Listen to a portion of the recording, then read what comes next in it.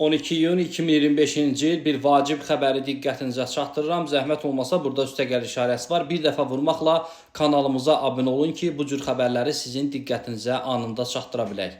Xəbər verdiyimiz kimi, dəyərli izləyicilər, Prezident İlham Əliyev sosial müavinətlərin artırılması haqqında fərman imzalayıb. Məlumata görə buraya əlilliyə görə sosial müavinətlər də aiddir.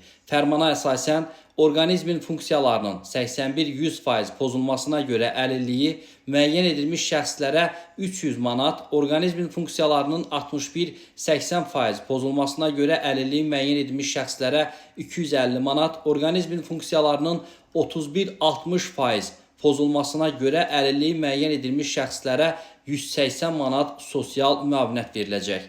Sosial müavinətlər 2025-ci il iyulun 1-dən artırılır. Məlumat üçün bildirək ki, sözü gedən müavinətlərin əvvəlki məbləği müvafiq olaraq 270, 220 və 150 manat idi.